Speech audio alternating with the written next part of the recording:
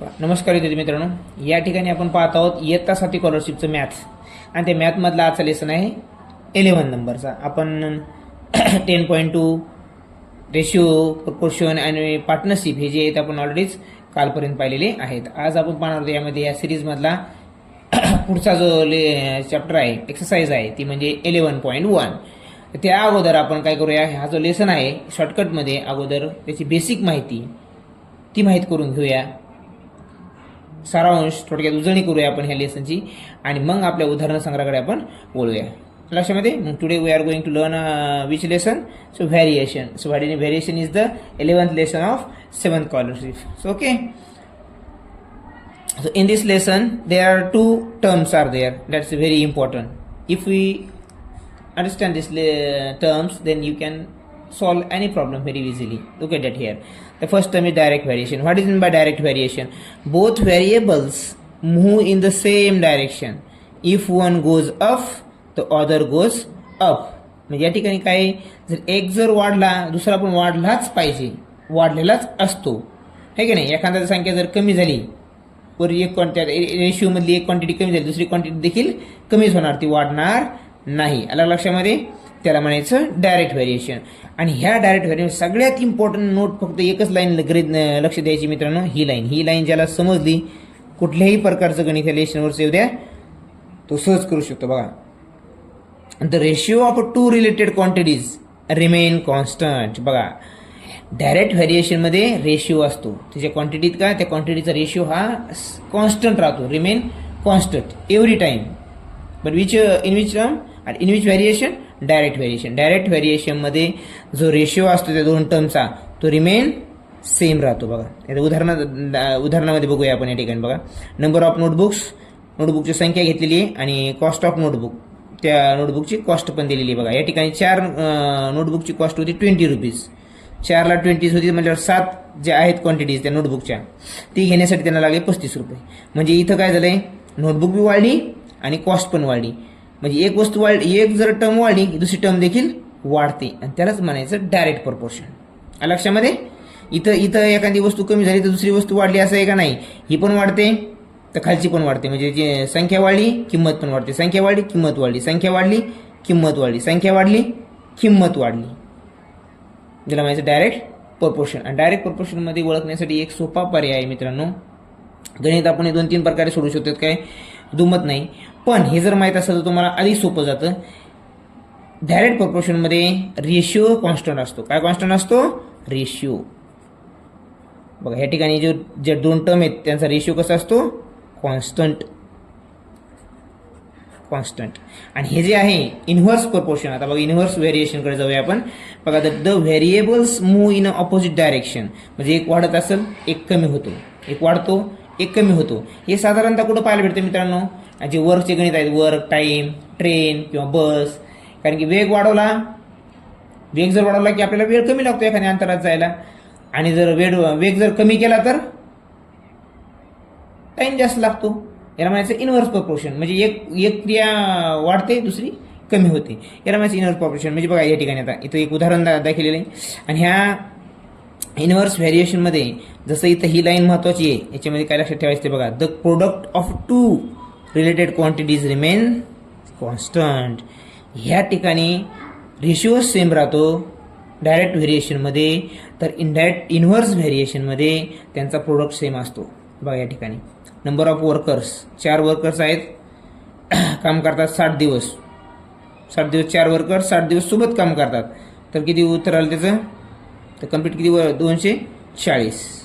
इथं 6 वर्कर्स आहेत, मग वर्करची संख्या वाढली आणि डेजची संख्या कमी झाली. बघा, या ठिकाणी इथं कसं होतं, वर्करची संख्या वाढली असती तर डायरेक्ट जर असतं तर याची पण वाढली असती, कायची? डेजची पण. इथं एक संख्या वाढते एक कमी होते. इथं बघा, एक वाढली म्हणजे वर्कर वाढली, डेज कमी झाली, वर्कर वाढले, डेज कमी झाली. याला म्हणायचं इनव्हर्स प्रपोर्शन. आणि इनव्हर्स प्रपोर्शन मध्ये ध्यान ठेवा, गणित आलं बरोबर की त्या गणित आल्याबरोबर त्याला अजून ओळखायचं इनडायरेक्ट आहे का डायरेक्ट आहे. डायरेक्ट इनव्हर्स व्हेरिएशन आहे का डायरेक्ट व्हेरिएशन आहे, ते त्या गणितामध्ये अगोदर लिहून टाकायचं. एकदम सोपं जातं. तुम्हाला आपण गणित करताना करणारच आहोत. पण यामध्ये एक गोष्ट लक्षात ठेवायची, डायरेक्ट व्हेरिएशन मध्ये त्यांचा रेशिओ सेम असतो आणि इन्व्हर्स व्हेरिएशनमध्ये त्यांचं प्रोडक्ट सेम असतं. त्या दोन टर्मचं काय असतं, व्हेरिएशन सेम असतं, आपलं प्रोडक्ट सेम असतं. बघा यांचा प्रोडक्ट म्हणजे काय मित्रांनो, त्यांचा गुणाकार हा नेहमी सारखाच असणार आहे. त्या दोन सारख्या क्वांटिटीज आहेत त्यांच्या.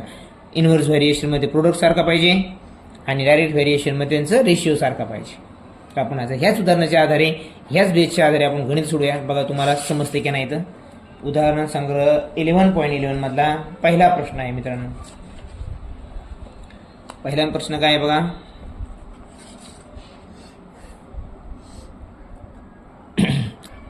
The cost of 7 kg onions. आता या ठिकाणी अगोदर तुम्हाला व्हेरिएशन ओळखायचं. मी तुम्हाला काय म्हटलं, त्याचा टाईप ओळखायचा अगोदर. The cost of 7 kg onions is ₹140. Find the cost of 12 kg onions. बघा या ठिकाणी 7 kg ऑनियनचा 140 प्राइस आहे. बघा 7 kgचं प्राइस आहे 140. तर 12 kgचे किती, बरोबर. हे असंच प्रश्न आहे की नाही. मग आता ह्या ठिकाणी काय करायचं आहे, आपल्याला माहीत पाहिजे हे प्रपोर्शन कोणतं आहे. ऑप्शन बघा, ते म्हणते कसं ओळखायचं सर. आता ऑप्शनमध्ये बघा सगळे प्रोडक्ट कसे येतं, याच्यापेक्षा जास्त आहेत की नाही. ही संख्या वाढली तर ही बी वाढायला लागली. मग इथं हे वाढलंय तर उत्तर पण वाढणार आहे आणि ऑप्शन बी तसेच वाढलेले दिलेले आहेत. म्हणजे डायरेक्ट प्रपोर्शन आहे. कोणतं प्रपोर्शन आहे, डायरेक्ट समजलं की उत्तर काढायला सोपं. डायरेक्ट प्रपोर्शनमध्ये काय मित्रांनो, डायरेक्ट व्हेरिएशनमध्ये काय आहे, डायरेक्ट व्हेरिएशनमध्ये त्यांचा रेशिओ कसा पाहिजे, कॉन्स्टंट पाहिजे, आहे की नाही. आता तुम्ही रेशिओनुसार बी याचं उत्तर काढू शकता किंवा सर्वात सोपं डायरेक्ट मेथड आली, समजलं की डायरेक्ट क्रॉस मेथडनं जायचं, दुसरी कोणतीच मेथड वापरायची गरज नाही. लक्षामध्ये डायरेक्ट क्रॉस मेथडने उत्तर काढायचं आहे. आपण दोन्ही पद्धतीने काढून पाहूया. अगोदर प्रश्न काढून पाहूया. डायरेक्ट व्हेरिएशन, तुम्हाला डायरेक्ट व्हेरिएशन जर कळलं की डायरेक्ट क्रॉस वापरायची. आता काय होईल मग इथं मित्रांनो, 140 गुणिले 12 बरोबर 7. 7 1 7, 7 2 14. इथं मित्रांनो इथं 20, 7 0 0 0. हां 20 गुणिले 12, 20 10 200 आणि 20 2 40. म्हणजे 240 बरोबर काय जिथे असेल ते ती टर्म आहे की नाही, कॉस्ट आहे समजा, आहे की नाही. Rupees is 240 rupees. हे आलं याचं उत्तर. आपलं उत्तर क्रमांक 2. प्रश्न असं करायचं. आणि आता आपल्याला जायचं आपल्या रेशिओनुसार. आपल्या ह्या व्हेरिएशनच्या ते मेन जी लाईन आहे कोणती, त्यांचा रेशिओ कसा पाहिजे, सेम पाहिजे, कॉन्स्टंट असतो त्यांचा रेशिओ. मग आता रेशिओ काढूया. बघा मला 7 kg इथे किती आहे 140, बरोबर. आता इथं बरोबर चिन्ह घ्यायचं. किती 12 kg विचारलं आपल्याला, यांचा रेशिओ सेम पाहिजे. अगोदर एकडे रेशिओ काढावं लागेल. इथे किती आता माहीत नाही आपल्याला, काढायचं आहे. अगोदर यांचा रेशिओ काय मित्रांनो बघा, 7 + 7 7 2 20:1 रेशिओ आला. तर इथं पण 20:1च रेशिओ आला पाहिजे. मी तर 1 येण्यासाठी आपण याला 12 1 12च करावं लागणार आहे. आणि रेशिओ 20 येण्यासाठी तर 20 मल्टिप्लाय करायचं आहे, बरोबर. मग इथं 20 मल्टिप्लाय केलं तर काय येईल, आन्सर तेच येणार आहे मित्रांनो 240. हे आपला बेस आहे आपल्या गणितातल्या लेसनचा. हा आपला बेस आहे गणिताच्या लेसनचा मित्रांनो. हे अशा पद्धतीने तुम्हाला प्रत्येक गणित सॉल्व्ह करायचं आहे सेकंड मेथडनं. अशा करू शकता ना, अशा करू शकता. पण सगळ्यात सोपं हे जरा मुलांना रेशिओ सेम करायला जरा अवघड जातं. त्यामुळं तुम्ही डायरेक्ट मेथड वापरायची. जेव्हा केव्हा हे डायरेक्ट व्हेरिएशन येईल तेव्हा क्रॉस मेथड वापरायची, उत्तर चुकणार नाही. दोन्ही असू द्या, ही फर्स्ट मेथड. पण डायरेक्ट मेथड, डायरेक्ट व्हेरिएशन असताना आणि डायरेक्ट व्हेरिएशन असतानाच आपल्या बुकमध्ये जे दिले, जे मेन वाक्य आहे त्यांचा रेशिओ सेम असतो. तर रेशिओ सेम करायचा प्रयत्न करायचा, उत्तर तुमचं कधी चुकणार नाही. बघूया आपण पुढचे गणित खूप सारे आहेत. बघा मित्रांनो, या ठिकाणी प्रश्न क्रमांक 2 आहे. The cost of 13 kg and 500 grams of fodder is required for 9 cows. म्हणजे 9 काऊला 13,500 ग्रॅम अन्न खायला लागतं दररोज. 9 गायला म्हणून ना इतकं लागतं. How much fodder will be required for 12 cows every day. तर 12 काऊला दररोजचं किती खायला लागेल ते काढायचं सांगितलं या ठिकाणी. मग या ठिकाणी आपल्याला अगोदर काय करायचं आहे, व्हेरिएशनचं टाईप ओळखायचं आहे कोणता आहे. तर तुम्हाला सांगितलं मित्रांनो, जे 2 वाक्य आहे तेच महत्त्वाचं आहे. डायरेक्ट व्हेरिएशनमध्ये त्यांचा रेशिओ सेम पाहिजे आणि इन्व्हर्स व्हेरिएशनमध्ये त्यांचं प्रोडक्ट सेम पाहिजे, याच्यावरून तुम्ही सगळे गणित करू शकता. आणि डायरेक्टला पुन्हा एक मेथड कोणती आहे, क्रॉस करायचं. त्याला इक्वेशन तयार केल्यानंतर त्याला क्रॉसमध्ये मल्टिप्लिकेशन करायचं, उत्तर येऊन जातं. दोन्ही पद्धतीने तुम्ही काढू शकता. बघा या ठिकाणी आता काय आहे, 9 काऊला एवढं 14 काऊला किती लागेल. तर मग या ठिकाणी कोणतं व्हेरिएशन आहे, डायरेक्ट व्हेरिएशन आहे. एकाची आता काऊची 9 काऊ होत्या, 12 झाल्या, म्हणजे एक संख्या टर्म वाढायला लागली. ही टर्म वाढली म्हणजे पुढचं देखील वाढणार आहे, उत्तर देखील वाढणार आहे. कारण या ठिकाणी बघा सगळं जे उत्तर आहे तुम्ही म्हणता नाही कसं ओळखायचं, डायरेक्ट इनडायरेक्ट आहे. कारण जे दिलेले ऑप्शन असतात ते ऑप्शन देखील मोठाले दिलेले असतात. इनवर्स असेल तर ते बारीक येईल, आहे की नाही. या ठिकाणी काय बघा सर्व ऑप्शन हे आधी 13 किलोग्रॅम आहे, इथं सगळे हे किलोग्रॅममध्ये सगळं, ही 13 आहे, 13चे पुढचे सगळे. त्यामुळे हे काय, ही संख्या 12 काऊ 12 झाल्या, तर खायला पण देखील त्यांना जास्तच लागणार आहे मित्रांनो. हे डायरेक्ट व्हेरिएशन आहे. आणि डायरेक्ट व्हेरिएशनमध्ये त्यांचा रेशिओ सेम असतो. तर आपण काय केलं बघा, 13,500, 13 किलोग्रॅम आणि 500 ग्रॅम म्हणजे काय, 13,500 ग्रॅम भागिले 9 म्हणजे ते काऊ जेवढे आहेत तेवढ्या. त्यांचे रेशिओ काय आला मित्रांनो बघा, 9 1 9, 9 1 9, उरले 4 मित्रांनो. 13तून 9 गेल्यावर 4च उरतात. आणि 5 45 झाले, 9 5 45. आणि मग इथल्या सांगल्या संघ संपलेले आहेत, 2 शून्य जशाल तसे मांडले आपण. म्हणजे याचं उत्तर आलं 1500ला 1 त्यांचा रेशिओ आला. रेशिओ कसा असतो, कॉन्स्टंट असतो. मग आपल्याला रेशिओ कळाला आहे 1500:1. तर या ठिकाणी काय करायचं मित्रांनो, ह्या 12ला ह्या 1500 जर मल्टिप्लाय केलं की आपल्याला वरची संख्या कळणार आहे. म्हणजे एकंदरीत काय करतोय आपण, इथं बी क्रॉस मल्टिप्लिकेशनच केल्यासारखं करतोय. पण जर लेसननुसार आपल्याला हे व्हेरिएशनच समजायचं असेल तरी बेसिक माहीत असायला हवं. असं देखील तुम्ही रेशिओनुसार काढू शकता. मग 1500ला 1 असा रेशिओ याचा निघाला पहिल्या याचा. दुसऱ्याचा पण काय असणार आहे, 1500ला 1. मग इथं आपल्याकडे किती आहे मित्रांनो, अगोदर दिलेलं 12. याला 1 जर केलं तर आपल्याला 12 आपण मल्टिप्लिकेशन केलं ह्या रेशिओला, तर आपल्याला वरची संख्या मिळणार आहे. तुम्ही 12 त्या वरच्या संख्येला मल्टिप्लाय करा. बघा या ठिकाणी 12 गुणिले, ॲक्च्युली बघा हे क्रॉस मल्टिप्लिकेशन मी तेच करतोय आपण, पण समजून घ्या बरोबर. आता काय मला सांगा बरं मित्रांनो, 12 पंचे 60, 60ला 0, 12 पंचे 60, 60ला 0. पुन्हा 12 1 12, 12 आणि 6 किती मित्रांनो, 18. किती, 18. आणि हे 2 शून्य, हे त्याला 18,000 ग्रॅम मित्रांनो. काय आलं उत्तर आहे, कारण आपण इथं ग्रॅम केले होते सगळे, म्हणून हे 18,000 ग्रॅममध्ये आलं. आणि 18,000 ग्रॅम म्हणजेच काय, 18 kg. हे झालं आपलं उत्तर मित्रांनो. कारण आपण रेशिओनं त्या खालच्या संख्येला गुणलं की वरची संख्या आपल्याला मिळाली. म्हणजे या ठिकाणी जे आहे ते आपल्याला मिळालेलं आहे. हे आहे आपलं डायरेक्ट व्हेरिएशन. असे तुम्ही करू शकता. ही पहिली मेथड झाली. त्यांचा रेशिओ कसा असतो, कॉन्स्टंट. तर रेशिओमुळे आपण काढलं, रेशिओवरून काढलं उत्तर आपण. हे ratio remain constant, always constant.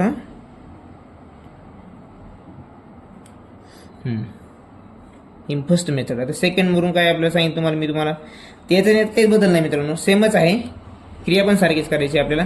बघा 13,500 किती गायला, 9 गायला, तर किती, 12 गायला किती. आता या ठिकाणी डायरेक्ट प्रोपोर्शन कळालं मित्रांनो. अगोदर आपल्याला कधी पण लिहून घ्यायचं अगोदर व्हेरिएशन कोणते, डायरेक्ट म्हणजे आपण क्रॉस मल्टिप्लिकेशन करू शकतो. म्हणजेच काय येईल मग, हे 13,500 गुणले 12/9. येतं आपल्याला माहिती आहे, आपण आताच काढलं वर 1500 म्हणून. बघा शेवटी काय आलं, 1500 गुणिले 12 आलं. तेच आलं, त्या रेशिओनुसार बी तेच आणि याच्यानुसार पण तीच क्रिया आहे. तर आपल्याला उत्तर मिळालेलं आहे अगोदरच. पुढच्या गणितामध्ये व्यास करून पाहूया आपण मित्रांनो, तेव्हा तुम्हाला एकदम सोपं जाईल पुन्हा. तर उत्तर किती आलं मित्रांनो, इथं मग 18 kg. दोन्ही मेथडने गेले तरी चालतं. म्हणजे डायरेक्ट ही जे क्रॉस मल्टिप्लिकेशन आहे बऱ्याच मुलांना सोपं वाटतं आणि हे सोपं आहे मित्रांनो. पुन्हा याच्यामध्ये एक मेथड आहे. उत्तर कसं काढू शकतो आपण, दिलेल्या संख्येवरून अगोदर एकाची किंमत काढायची, तेच रेशिओ, त्यालाच काय म्हणायचं, रेशिओ समजा. आणि ते एकावरून पुन्हा अनेकाची किंमत जेवढ्याची विचारली तेवढ्याची काढायची. या क्रॉसमध्ये पण आपण ॲक्च्युली तेच करत आहोत. या लक्षामध्ये असो. बघूया पुढचं गणित, मी तुम्हाला अजून चांगल्या प्रकारे समजेल हा chapter.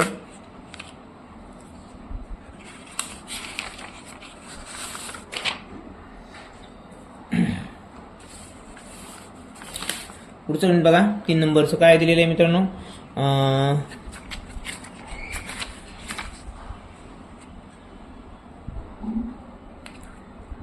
10 books cost 250. What is the cost of 18 such books? बघा 8 पुस्तकाची प्राईज दिली त्यांनी, 10 बुकची प्राईज आहे 250 रुपये, बरोबर. तर अशा 18 बुकची प्राईज विचारली त्यांनी. 18 बुकची किती? आता मला सांगा मित्रांनो, ही 10ला 250, तर 18ला किती आहे? जास्तच लागणार आहेत. मग 250 पेक्षा जास्त तरी ऑप्शन आहेत की नाही. मग हे व्हेरिएशन कोणतं आलं मला सांगा मित्रांनो? Direct variation. कोणतं व्हेरिएशन आलं हे? Direct variation. डायरेक्ट व्हेरिएशन तुम्हाला माहीत आहे, डायरेक्ट व्हेरिएशनमध्ये काय असतं? त्यांचा रेशिओ कॉन्स्टंट असतो. काय असतो? Ratio constant. आपण दोन्ही मित्रांनो प्रत्येक वेळेस मित्रांनो रेशिओ कॉन्स्टंट, रेशिओ स्थिर असतो आणि तो सारखा असतो, जे काय दोन टर्म्स आहेत त्यांच्या, आहे की नाही. मग याचा रेशिओ जरी जायचं म्हटलं आपल्याला काय, 10 पुस्तकाला 250, तर अशाच सेम 18 पुस्तकाला किती? तर यांचा रेशिओ काय मित्रांनो? हे शून्य कटलं, हे शून्य कटलं, 25ला 1. ह्या 18नं जर आपण 25ला गुणलं, आता याचा रेशिओ तर कळाला आपल्याला. काय आला रेशिओ मित्रांनो? हे बघा रेशिओ काय आला ते लिहूया वाटलं समजण्यासाठी परत येतात. रेशिओ आला पहिला जो मेन बी रेशिओ 50:1. तर ह्या 50:1 वर बी 50:1 येण्यासाठी ह्या 18ला 25नं आपण जर गुणलं तर आपली ही संख्या जी आहे ती मिळणार आहे. हे झालं आपल्या रेशिओ मेथडनं आपण दिलेलं वाक्य जे आहे लेसनचं महत्त्वाचं, त्यानुसार हे उत्तर येईल. आता आपण 18 × 25 ॲक्च्युली आपण त्या क्रॉस मेथड पण मध्ये पण हेच करणार आहोत. मग आता लिहा 18 × 25 मित्रांनो. 25 8 200, 200ला 0 मित्रांनो. ॲक्च्युली 2, 25 1 25 आणि 2, 25 आणि 2 किती मित्रांनो? 70. 18 बघा, 25 8 200, 200ला 0, अरे सॉरी 20 ॲक्च्युली किती आहे याचे? 20 सॉरी हां. 25 1 25, 25 आणि 20, 25 आणि 20 किती मित्रांनो? 45. या ठिकाणी उत्तर काय येईल मित्रांनो? हे 450 येईल. काय येईल? 450 रुपये. किती या ठिकाणी? 1 नंबरचं उत्तर येईल. आता हेच जरी आपण केलं, हे तर आपल्याला रेशिओ कॉन्स्टंट करून केलं आपण उत्तर. आपण क्रॉस मेथडनं जर केलं, सेकंड मेथडनं, तर काय येईल मित्रांनो? बघा तेच सेम तेच येणार आहे. शेवटी काय येणार? तेच येणार आहे. 10ला 250, तर 18ला किती? डायरेक्ट मेथड असेल तर आपण क्रॉस मल्टिप्लिकेशन वापरू शकतो, तुम्हाला सांगितलं मी अगोदर. मग 18 × 250 बरोबर 10. मग 10 1 10, 10 5 50 आणि इथं किती आले? 0 आलं मित्रांनो. किती आलं? 0, बरोबर का? आता 50 × 18 करा.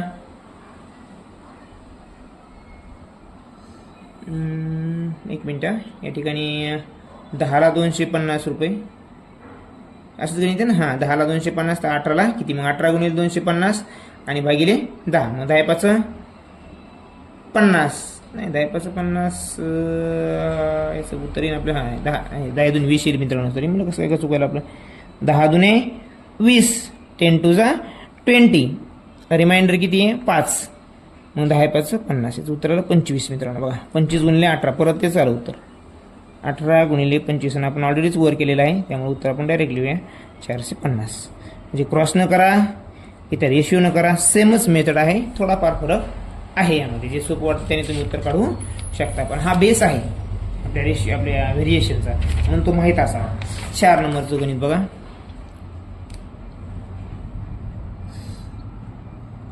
4 नंबरचं गणित काय आहे आपल्याला ठिकाणी?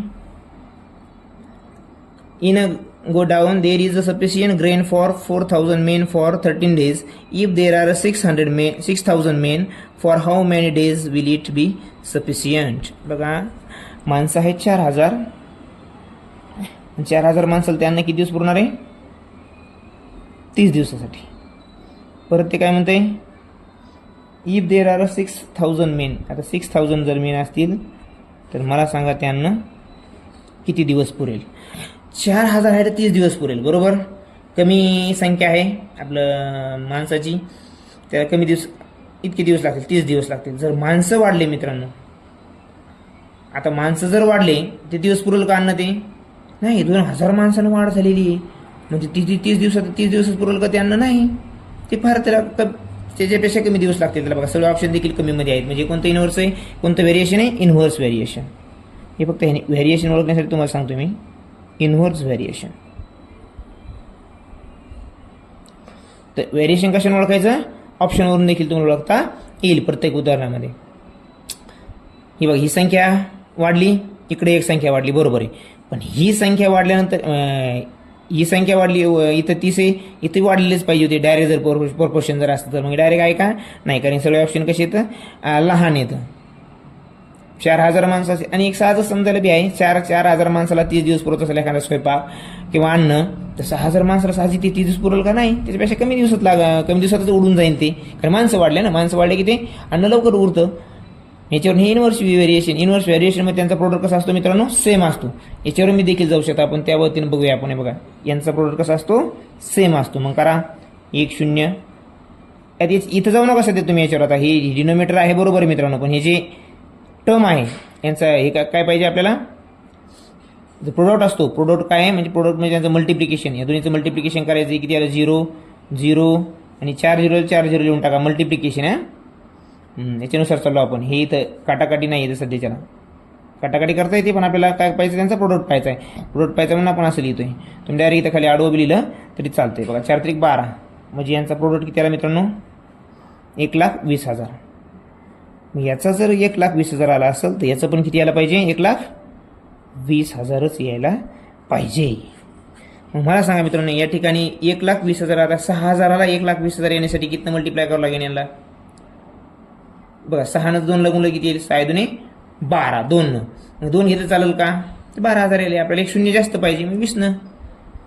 बघा, 6,000ला जर 20 न गुणलं तर 1,20,000 उत्तर यायला लागलेलं आहे. मग ह्या ठिकाणी जे आहे हा जो ते अन्न किती दिवस पुरवलं, मग 6,000 माणसं जर वाढले तर 20 दिवस पुरवलं. यालाच इन्व्हर्स प्रपोर्शन म्हणायचं. एक टर्म वाढती, दुसरी टर्म कमी होत जाते. आणि तुम्हाला सांगितलं इन्व्हर्स प्रपोर्शन हे खाणं किंवा ते काम करणं किंवा ट्रेन कमी वेळेत जाणं, ह्याच वेळेस तुम्हाला इन्व्हर्स प्रपोर्शन पाहायला मिळतं.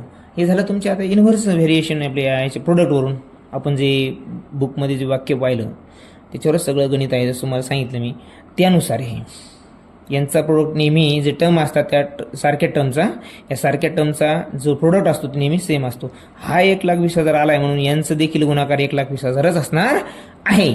मग तुम्ही ऑप्शनमध्ये उडू शकता की बाबा याचं 1,20,000 उत्तर येण्यासाठी ह्या 6,000ला कोणत्या संख्येनं गुणावं लागेल, ऑप्शनमध्ये 20 डायरेक्ट तसं बी काढू शकतो मी. आलं लक्षामध्ये. अशा पद्धतीने आपल्याला सोडवायचं आहे. पुढचं घेऊया आपण. इन्व्हर्सला काय मित्रांनो, त्यांचं प्रोडक्ट म्हणजे त्यांचा गुणाकार हा सारखा पाहिजे. त्यावरून उत्तर खूप सोपं जातं काढायला. चौथा आता 5. बघा, या ठिकाणी गणित काय मित्रांनो, in a model of a ship the mast in 8 centimetre high. Model जे आहे त्या मॉडेलमध्ये त्याची जी हाईट आहे त्या शिपची ती किती, 8 सेंटीमीटर आहे. सेंटीमीटर, हा, कारण ते मॉडेल आहे. मॉडेल कधी बी लहान असतं ओरिजिनल वस्तूपेक्षा. While the mast of the actual ship, त्या ॲक्च्युअल शिपची जी मास्ट आहे ते किती, त्याची जी हाईट आहे ते किती, 12 मीटर आहे ॲक्च्युअलमध्ये. आणि जो मॉडेल आहे त्या मॉडेलचं 8 सेंटीमीटर आणि 12 मीटर. बघा किती मोठा फरक आहे. If the length of the ship is 150 metre, so what is the length of the model ship. बघा, मग त्यांनी तुम्हाला काहीतरी एक मॉडेल शिप दिले आणि एक ॲक्च्युअल शिप आहे. ते दोन्ही, एक मॉडेल शिपची हाईट आणि ॲक्च्युअल शिपची हाईट याच्याशी आपल्याला त्यांची तुलना करायची आहे. बघा, या एक वस्तू लिहूया आपण. आता बघा, इथं मॉडेल लिहूया वाचलंच तुम्हाला कळण्यासाठी. इथं मॉडेल आहे, मॉडेल शिप, आणि हे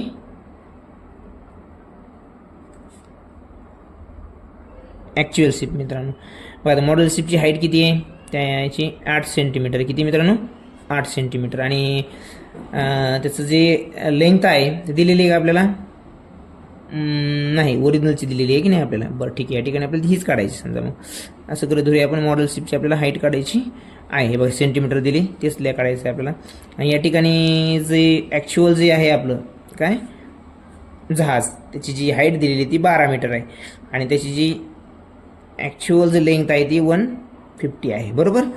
मग आता 12ला आता हे जे आहे, आता अगोदर आपल्याला ओळखायचं आहे व्हेरिएशन कोणतं आहे, बरोबर. काय ओळखायचं आहे, व्हेरिएशन ओळखायचं. ते व्हेरिएशन कोणतं असणार आहे. मग इथे सेंटीमीटरमध्ये आहे आणि व्हॅल्यू ऑलरेडीच वाढलेली आहे, इथं पण 12 आहे, 150 आहे, म्हणजे 12ला 150 8 सेंटीमीटरला किती? तर ही जी दुसरी व्हॅल्यू आहे ही कमी व्हायला पाहिजे, कमी झाली का नाही? ती पण वाढलेलीच आहे, म्हणजे हे डायरेक्ट प्रोपोर्शन आहे. कोणतं प्रोपोर्शन आहे मित्रांनो? Direct proportion. आणि डायरेक्ट प्रोपोर्शन जर असेल तर तुम्हाला माहिती त्यांचं काय, त्यांचा रेशो काय असायला पाहिजे? सेम असायला पाहिजे, बरोबर? काय असायला पाहिजे? सेम रेशो असायला पाहिजे. आता रेशो कॉन्स्टंट असणार म्हणजे काय करायचं? याचा रेशो काढून घ्या अगोदर, मी तुम्हाला कळलं. 3 चोक 12 आणि 3 5 15, इथं 0 येईल मित्रांनो, बरोबर? इथे 2, इथे 25. आता ॲक्च्युअली हा जो रेशो आला आहे ह्या आपल्या ह्या गणिताचा, हा आला आहे 2:25. तर इथं 2 येण्यासाठी किती मल्टिप्लाय करावं लागेल मित्रांनो? 4. मग करा, 4 2 8. खालचा रेशो किती आपला? 25. मग 4 25ला मल्टिप्लाय करा. इथे लिहूया आपण वाटलंच तर, मल्टिप्लाय बाय 4 कशाला? 25ला, कारण की रेशो किती आहे? 25 म्हणून 4 5 100. या ठिकाणी उत्तर काय येणार आहे मग आपलं? 100. पण डायरेक्ट प्रोपोर्शन हे तुम्हाला माहीत झाले, त्यामुळे डायरेक्ट काय करायचं मित्रांनो, हे जरा अवघड जाईल रेशो तुम्हाला शोधायला. काही मुलांना जे फास्ट आहे, शार्प आहे, त्यांना लगेच समजून येते. मग काय करणार तुम्ही? 8 × 150 आता इज इक्वल टू, हे 12 आहे, 12 डायरेक्ट आपण इथेच लिहूया ना, तर इथे लिहूया अगोदर, मग इकडे घेऊया. चला कळण्यासाठी, डिवाइड बाय 12 बरोबर किती? तर बघा या ठिकाणी 4 1 4, 4 2 8, 4 3 12, 3 1 3, 3 5 15 आणि हे 0. आणि लक्षामध्ये ही काटाकाटी तुमच्या लक्षात आली असेल असं मी गृहीत धरतो. आणि बघा उरलं काय मग? इथं 2 आणि इथं 50 उरले. 50 2 100. उत्तर तेच आलं आपलं, 100 आलं. परत म्हणजे रेशोन जरी गेले तुम्ही, रेशो कॉन्स्टंट ते माहिती तुम्हाला कॉन्स्टंट असतो, त्यावरून गेलं तरी उत्तर येतं. आणि क्रॉस मल्टिप्लिकेशन डायरेक्ट मेथड असली की आपल्याला माहीत आहे मित्रांनो, आपण क्रॉस मेथडनं सर्वात लवकर उत्तर काढू. डायरेक्ट मेथड, डायरेक्ट व्हेरिएशन आहे. कोणतं व्हेरिएशन आहे? सर्वात अगोदर गणितामध्ये व्हेरिएशन ओळखायचं, नंतर गणित सॉल्व करायचं. लक्षामध्ये असो, हे आपलं उत्तर आहे 5 नंबरचं. 6 नंबरचा प्रश्न बघूया या ठिकाणी. 6 नंबरचा प्रश्न बघा. A scooter requires 5 litre of petrol to run 280 kilometre. बघा या ठिकाणी एक स्कूटर आहे, ते 5 लिटरमध्ये ते स्कूटर जातं मित्रांनो 280 किलोमीटर, बरोबर. आता किती आहे? 154 किलोमीटर जायचं त्याला. किती? 154. तर किती लिटर लागेल बघा. मॅथ या ठिकाणी मित्रांनो हे जे किलोमीटर आहे इथं कमी झाले, पेट्रोल पण कमीच लागणार आहे. म्हणजे एक टर्म कमी झाली, दुसरी टर्म बी कमी होत आहे ह्या गणितामध्ये आपल्या, अलग लक्षामध्ये. आणि या ठिकाणी बघा तुम्हाला ऑप्शन पण कमी दिसले, सगळे दिसते की नाही? सगळे ऑप्शन देखील छोटेच आहेत. म्हणजे कोणतं व्हेरिएशन आहे या ठिकाणी? हे डायरेक्ट व्हेरिएशन आहे मित्रांनो. आणि डायरेक्ट व्हेरिएशन जर असेल तर आपला रेशिओ त्यांचा कॉन्स्टंट असतो, रेशिओ कॉन्स्टंट असतो आहे की नाही या ठिकाणी. तर यांचा रेशिओ काढून घ्यायचा आणि तोच रेशिओ इकडे देखील पाहिजे. पण इथं पॉईंटमध्ये आन्सर आहे, आपण क्रॉसमध्ये करूया, सोपं जाईल जर आपल्याला. तसं बी काढू शकता, सेम प्रोसेस तीच आहे. किती आहे? 280 बरोबर 154 गुणिले 5, बरोबर. आता यामध्ये काटाकाटी 5 होऊ शकते का? होऊ शकते. 5 काटाकाटी होऊ शकते बघा. 5 1 5, 5 5 25 आणि उरले किती? 28मधून 25 गेले, 3 उरले मित्रांनो, आणि 0 30 झाले. 5 6 30, 56 बरोबर 154. आता याच्या पण इकडे भागिले येईल.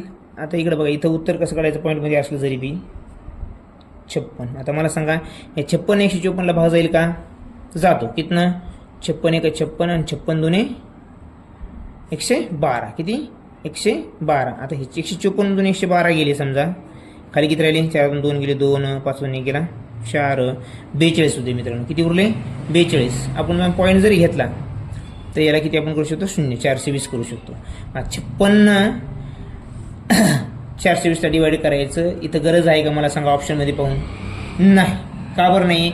पूर्णांक संख्या आपल्याला 2 मिळाली, माहिती आहे आपलं उत्तर जे पूर्णांक आहे ते 2 असणारे, म्हणजे 3 असणारे का नाही? 4 असणारे का नाही? आता 4 असणारे का नाही? म्हणजेच काय, प्रत्येक वेळेस तुम्हाला पूर्ण गुणाकार वगैरे करायची गरज नाही. तुम्हाला थोडं ट्रिक आणि डोकं देखील जागेवर ठेवून उत्तर काढायचं आहे. पूर्णांक तुम्हाला कळाला काय आहे? 2 आहे. 2 असणारा कोणता पर्याय? एकच आहे.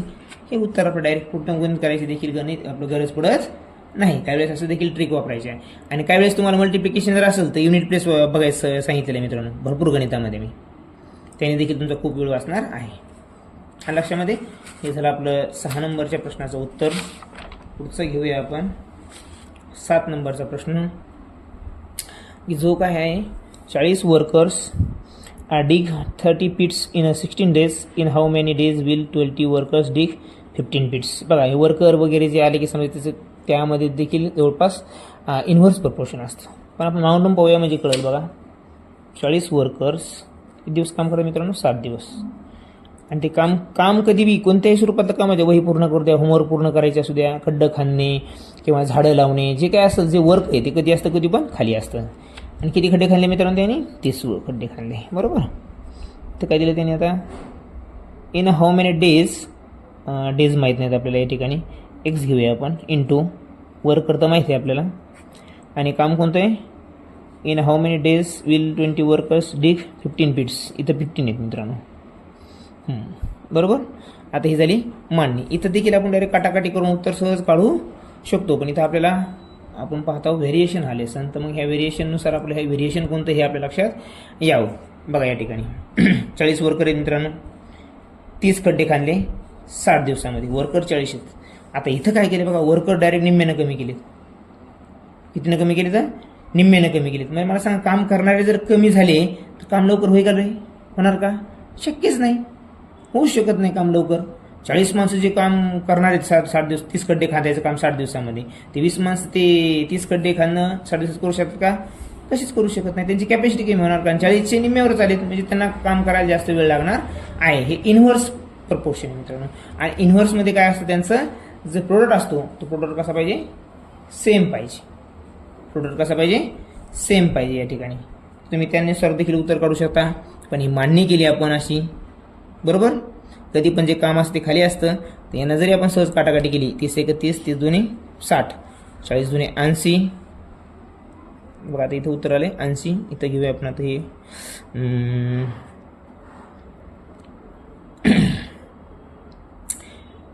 5 त्रिक 15 आणि 5 चोक 20 मित्रांनो. किती आहे?